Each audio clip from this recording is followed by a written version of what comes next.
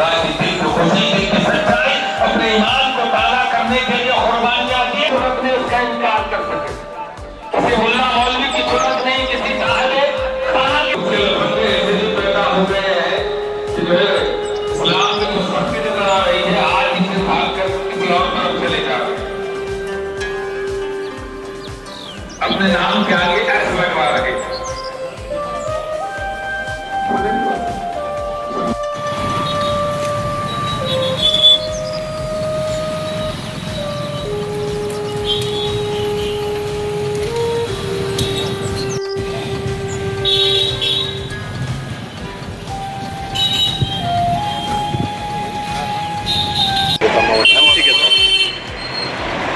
ಇವತ್ತು ದೇಶಾದ್ಯಂತ ಬಕ್ರೀದ್ ಹಬ್ಬವನ್ನು ಬಹಳ ವಿಜೃಂಭಣೆಯಿಂದ ಆಚರಿಸಿದ್ದು ಸಮಸ್ತ ನಮ್ಮ ರಾಜ್ಯದ ನಾಗರಿಕರಿಗೂ ಹಾಗೂ ನಮ್ಮ ಜಿಲ್ಲೆಯ ನಗರದ ಎಲ್ಲ ಸಮಸ್ತ ನಾಗರಿಕರಿಗೂ ನಾನು ಬಕ್ರೀದ್ ಹಬ್ಬದ ಶುಭಾಶಯಗಳನ್ನು ತುಂಬ ಹೃದಯದಿಂದ ಶುಭಾಶಯಗಳನ್ನು ಸಲ್ಲಿಸುತ್ತೇನೆ.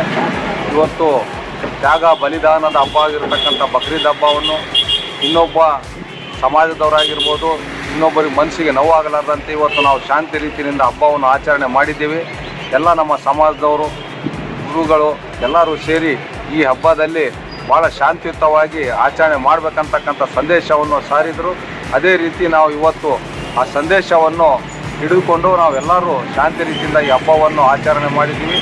ಇನ್ನೂ ಮುಂದಿನ ದಿನಗಳಲ್ಲಿ ಆ ದೇವರು ಅಲ್ಲ ಇನ್ನೂ ಹೆಚ್ಚಿನ ಮಳೆ ಬೆಳೆ ಕೊಟ್ಟು ನಮ್ಮ ನಾಡು ಸಮೃದ್ಧಿಯಾಗಿ ಇರಲಿ ಅಂತೇಳಿ ನಾನು ಅಲ್ಲಾಹನಲ್ಲಿ ಪ್ರಾರ್ಥಿಸ್ತೇನೆ. ಜೈ ಹಿಂದ್, ಜೈ ಕರ್ನಾಟಕ.